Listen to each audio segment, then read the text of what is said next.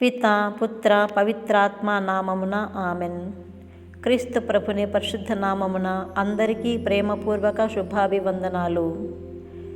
పునీత గొన్సాలో Garcia, machinery మరియు వేదసాక్షి. పునీత గొన్సాలో గార్సియా గారి పండుగ ఫిబ్రవరి 6వ తారీఖున కొనియాడబడుతుంది. మొదటిగా కొన్ని ప్రారంభ వివరాలు. మొట్టమొదటి భారత సంతతి పునీతుడు. ముంబైలోని బసిన్లో పోర్చుగీసు తండ్రికి, ముంబై తల్లికి జన్మించాడు. 1557లో పుట్టి 1597లో మరణించాడు.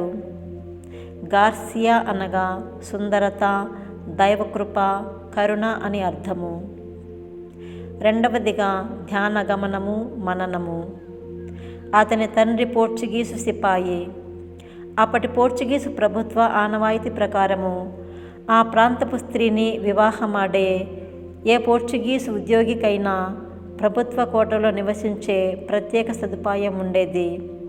అందుకే అతని కుటుంబం కోటలో నివసించింది. జేసు సభ సాంగత్యం, జపాను ఉపదేశి. జేసు సభ పాఠశాలలో చదువు, వారి పరిచయము, సాంగత్యము అతనిని ప్రభావితం చేసింది. 1580లో కొంతమంది జేసు సభ గురువులతో కలిసి జపాను మిషన్కు వెళ్ళాడు. తన సహృదయత, స్నేహశీలత, జపనీస్ భాష మీద పట్టుతో చాలామందిని, ముఖ్యంగా పిల్లలను ఆకర్షించాడు. విశ్వాస ఉపదేశిగా 8 సంవత్సరాలు అవిశ్రాంతంగా కృషి చేశాడు. వర్తకం, విస్తృత పరిచయాలు.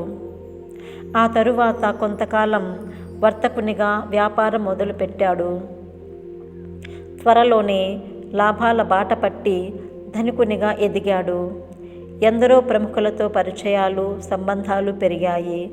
కానీ ఆస్తి, అంతస్తులు ఏవీ కూడా అతనిలోని ఆధ్యాత్మిక చింతనను తగ్గించకపోగా ఇంకా ఆత్మతపనను పెంచాయి. పునీత అసిసిపుర ఫ్రాన్సిస్ సభ బ్రదరు, మిషనరీ. 1586లో వ్యాపారం నిమిత్తము ఫిలిప్పీను దీవులకు చేరి ముఖ్య నగరం మనీలా చేరుకున్నాడు. అక్కడ ఫ్రాన్సిస్కను సభగురువులను సమీపించి వారితో కలిసి ముమ్మరంగా సువార్త ప్రబోధ కార్యం సాగించటానికి బ్రదరుగా తన జీవితాన్ని అంకితం చేసుకోవాలనే ప్రగాఢ ఆశను ఆ మఠ పెద్దలకు తెలియజేశాడు. వారి ఆమోదం పొంది 1589లో తన 32వ ఏట ఫ్రాన్సిస్కన్ బ్రదర్గా మఠ జీవితం స్వీకరించాడు. శక్తివంతమైన సువార్తికునిగా విస్తృత దైవిక కార్యం కొనసాగించాడు. మనీలా నగరంలో నివసిస్తున్న విశ్వాసుల మధ్యన సువార్త కార్యం సాగించాడు. 1592లో తిరిగి జపాను వెళ్ళి టోక్యో, నగోయా, మియాకో, ఒసాకా ప్రాంతాలలో క్రైస్తవుల ఆధ్యాత్మిక సేవలో, వ్యాధిగ్రస్తుల పరిచర్యలో, మఠాలు, దేవాలయాలు, కుష్ఠవ్యాధి వైద్యశాలల స్థాపనలో విశేష కృషి సలిపారు. మిషనరీ హింసలు, మరణదండన. అయితే 1596లో క్రైస్తవ బోధకులకు గడ్డు రోజులు మొదలయ్యాయి. గవర్నర్ అయిన హిదేయుషి క్రైస్తవులను ద్వేషించి వారిని ఎన్నో హింసల పాలు చేశాడు. 26 మంది స్వార్థికులకు మరణదండన విధించబడింది. ప్రభుని కొరకు బలిదానం. నాగసాకి పురవీధులలో అతి క్రూరంగా ఈడ్చబడ్డారు. ఎన్నో చిత్రవదలు అనుభవించారు. చివరికి ప్రభుని వలె శిలువ మీద కొట్టబడి వేదసాక్షి మరణం పొందారు. క్రీస్తు సువిశేషాన్ని జపాను, ఫిలిప్పీను దీవులలో అమిత దీక్షతో ప్రబోధించి తన ప్రాణాలను సైతం ప్రభునికై బలిదానం గావించిన త్యాగధనుడు. చివరిగా జీవిత సూచిక అభ్యర్థన.